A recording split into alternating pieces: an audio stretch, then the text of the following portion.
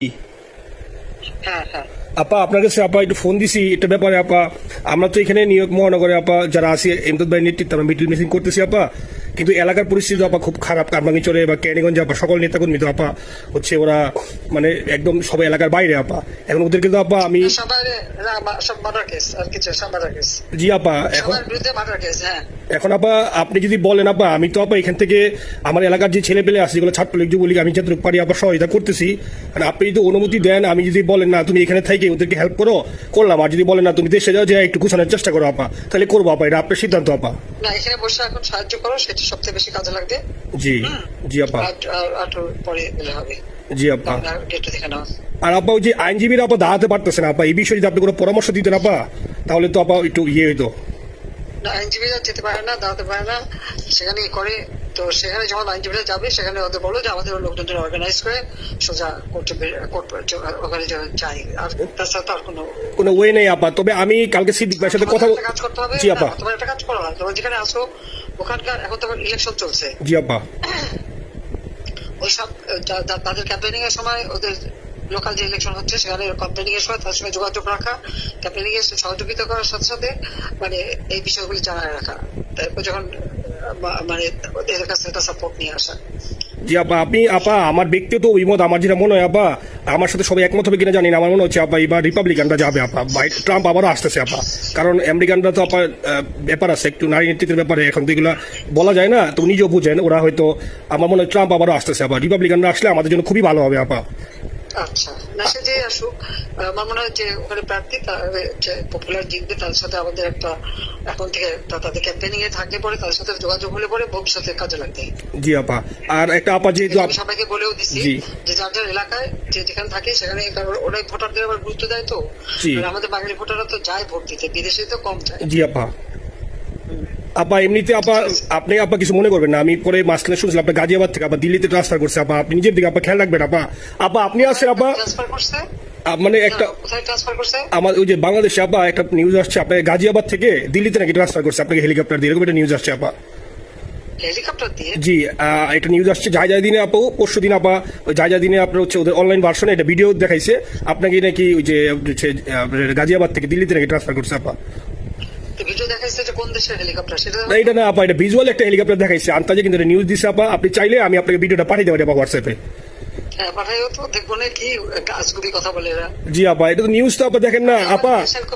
আপা আপা কষ্ট লাগে আপা। আপা আপনি যে মিডিয়াদেরকে আপা যে দিয়ে আসছেন আপা, এই মিডিয়াগুলো আপা আমাদের কাজ করে না আপা, কেউ সত্য বলে না আপা। আপা কই যাবো আপা, আপনি আসেন আপা, আল্লাহ আপনার বাঁচায় রাখুক আপা, আপনি যেহেতু আসেন আপা, আমরা আসি আপা, আমরা আসি আপা আপনার জন্য আপা। না না আমি কিন্তু আমাদের দেশের খুব কাছাকাছি আছি। জি আপা খুব শুনে শান্তি লাগলো আপা। অত দূরে নাই, আমি খুব কাছাকাছি আছি।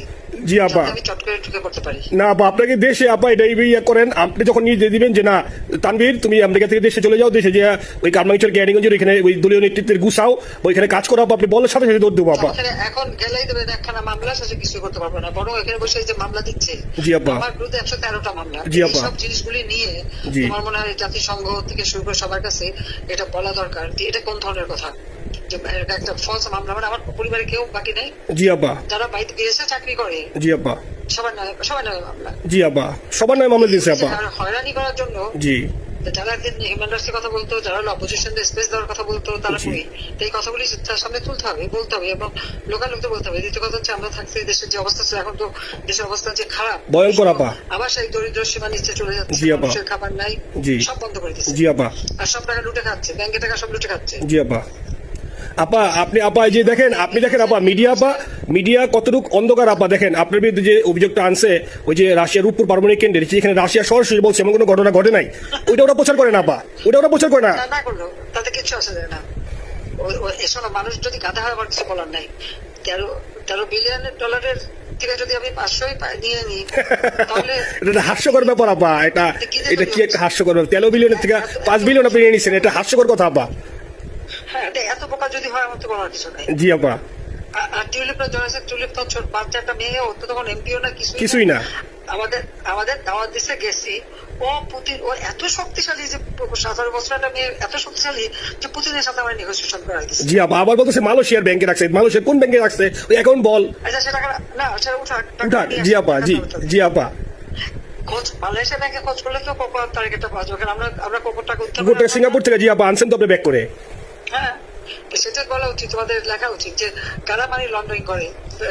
আপা আমি ফেসবুকে যেভাবে ইন্ডিভিজুয়ালি আপা, আপনি আসলে ফেসবুক তো চালান না বা দেখেন না, আপা ইন্ডিভিজুয়ালি ফেসবুকে আমি যেভাবে, জি আপা আমি জানি আপা, আমি ইন্ডিভিজুয়ালি যেভাবে ফেসবুকে আপা লেখালেখি করতেছি, আপনার কাছে যদি কোনোদিন আল্লাহ তাআলা আপনার কাছে নিয়ে যায় সরাসরি দেখাইতে পারি আপা, আপনি আমার বুকে জড়াই ধরবেন আপা, এত বলতে পারি আপা, নাইসলি লিখতেছি আপা। একটা কথা তোমাদের জানা রাখি, জি আপা, যে এখন খুব লাভাচ্ছে যে কারা মানি লন্ডারিং করছে, জি গ্রামীণ ব্যাংকের যত টাকা জি এই এত বছরে, জি আপা, ইউনুস কিন্তু গ্রামীণ ব্যাংক প্রতিষ্ঠা করেনি, জি আপা, গ্রামীণ ব্যাংক প্রতিষ্ঠা করছে এরশাদ, জি আপা, চাকরি দিচ্ছিল এমডি পদে, জি আপা, এমডি পদের থেকে গ্রামীণ ব্যাংকের 26,000 কোটি টাকা সে মানি লন্ডারিং করে বিদেশে নিয়ে গেছে, জি আপা, 26,000 কোটি টাকা, জি যা দিয়ে সেই যে বিদেশে সোশ্যাল বিজনেস অমক যত বিজনেস সব অত টাকা পায় থেকে।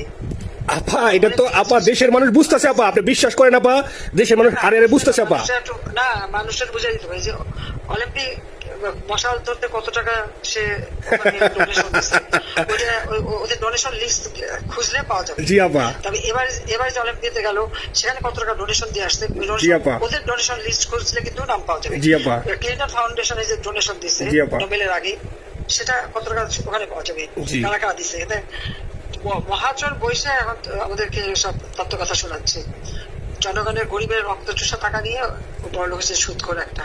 আপা আপনি বিশ্বাস করেন আপা, বাংলাদেশের মানুষ ধীরে ধীরে আপা বুঝতেছে, অনেকে আপা ওই সময় আবেগে গেছে আন্দোলনে, ওরা এখন আসলে কি ওরা সরাসরি বলতে পারতেছে না যে ওরা কষ্ট পাচ্ছে, কারণ ওরা তো তাহলে যে ওরা যে আন্দোলনে গেছে তখন আমরা জাপ দিয়ে ধরবো যে কেন গেছিলি, এখন স্বীকার করতে পারতেছে না আপা। তবে মানুষ আপা খুব কষ্টে আছে, বিশ্বাস করেন মানুষ আস্তে আস্তে আপা ভুল বুঝতেছে, আপনি ছাড়া আপা বাংলাদেশের কোনো বিকল্প নেই আপা, আপনি যেই বাংলাদেশকে যেখানে নিয়ে গেছেন আপা, আপনি আপনার আবার স্বপ্ন দেখে আপা আপনি নিয়ে আপা লড়াই করবো আপা। আপা যথেষ্ট করছি বাংলাদেশের জন্য, দিন নাই রাত নাই, খাওয়া নাই নেওয়া নাই, দিন রাত।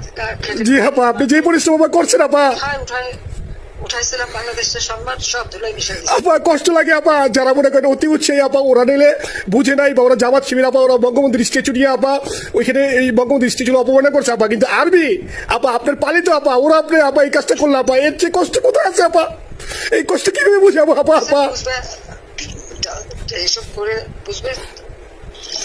এখন আপা তাহলে আমরা ওই যে আপনার এই বিষয়টা এখানে যে সিলিন্ডার গুলো আছে আপা, এই মামলাগুলো নথিগুলো ইংলিশে ট্রান্সলেশন করে আপা ওই যে সিলিন্ডার গুলো গেছে আপা অফিসগুলোতে পাঠানো শুরু করি আপা।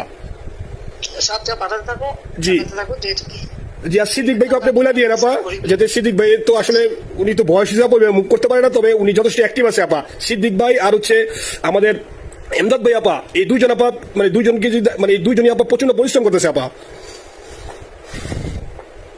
আপা যে এখন আপনি বলছেন তাহলে আপনার ওই যে কামাইচর বা ক্যানিং যাওয়ার দরকার নেই আপা, এখন তাহলে আমি বিদেশে বসে ওদেরকে আপা হেল্প করার চেষ্টা করি আপা।